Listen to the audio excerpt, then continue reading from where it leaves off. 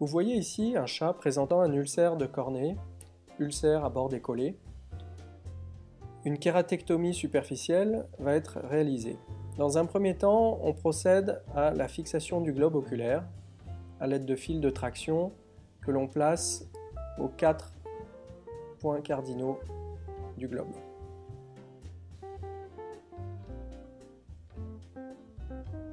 Cette étape de fixation du globe est très importante en microchirurgie car elle évite les mouvements du globe et permet de bien écarter les paupières.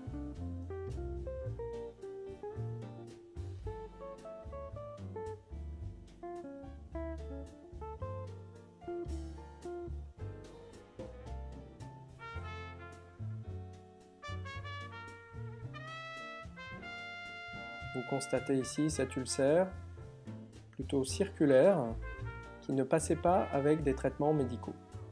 A l'aide d'un couteau à kératotomie, vous réalisez une incision à environ 0,2-0,3 mm de l'épaisseur cornéenne, donc disons le tiers supérieur. On incise l'épithélium, donc autour de la lésion d'ulcère, et on incise le stroma à 0,2 mm environ de profondeur.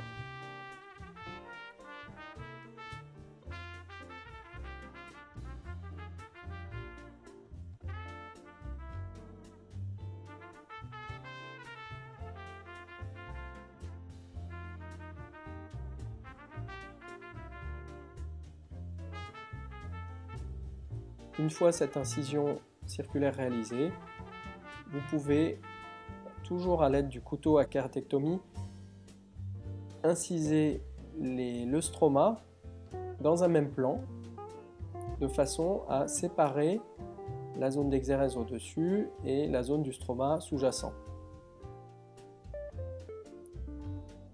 Ce sont donc des mouvements de gauche à droite et de droite à gauche qui vont permettre cette dissection progressive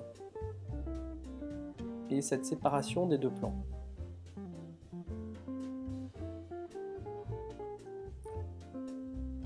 On utilise pour maintenir la cornée la pince de Beaune, qui est le meilleur instrument de microchirurgie pour bien maintenir la cornée.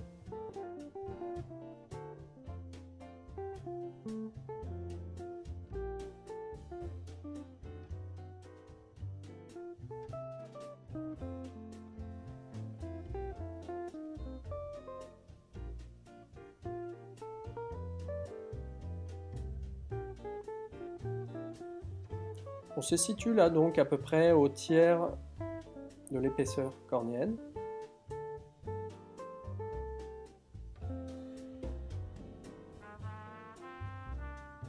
Et sur un ulcère à bord décollé, il n'est pas vraiment nécessaire d'aller plus en profondeur car la lésion est superficielle épithéliale.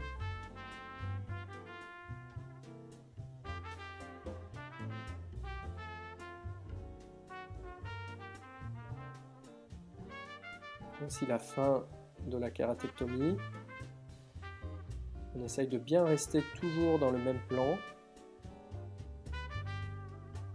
Et voici après exérèse donc de l'épithélium plus le stroma superficiel. Personnellement, après cette étape, à l'aide de ciseaux fins de Vannas, j'essaye de bien homogénéiser le trait de coupe de kératectomie. C'est-à-dire que j'essaye d'éviter les irrégularités que vous voyez lors de la première découpe. Ceci favorise la cicatrisation et peut éviter des séquestres cornéens par la suite.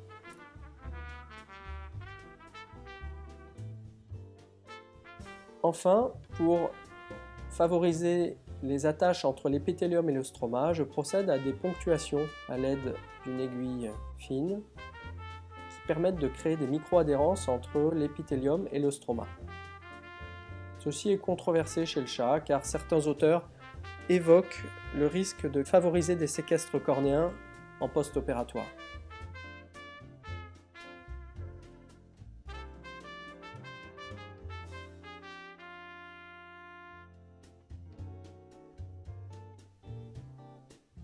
Une fois cette intervention réalisée, vous retirez les fils de traction et vous pouvez réaliser alors une tarsographie. Cela consiste à recouvrir avec la membrane nictitante la cornée pour favoriser la cicatrisation. Pour cela, j'utilise personnellement un fil nylon 4,0. Ces fils de tarsographie sont retirés en moyenne 2 semaines après l'intervention.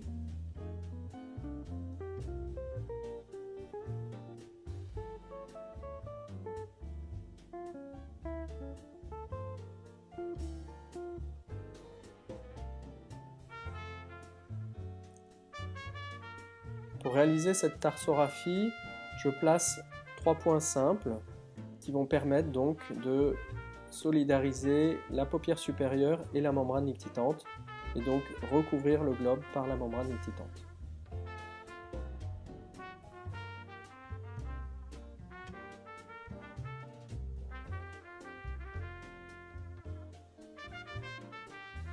Un premier point a été réalisé dans l'angle interne. Nous procédons à la mise en place d'un second point, qui est probablement le plus important car celui sur lequel il y a le plus de force de traction.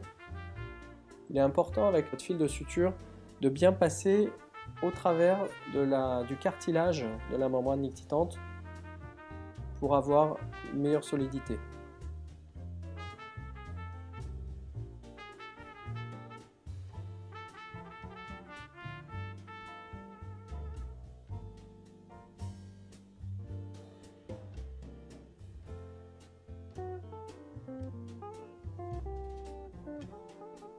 Voici le deuxième point de tarsographie effectué.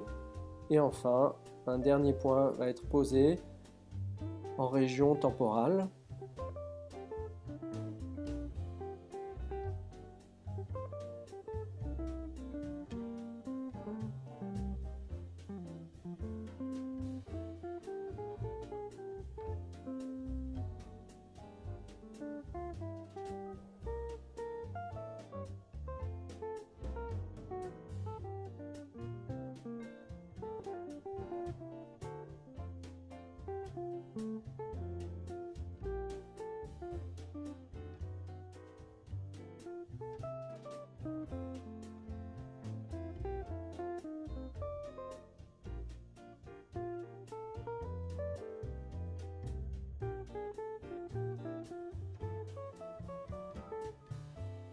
Voici cette intervention de recouvrement par la membrane nictitante terminée.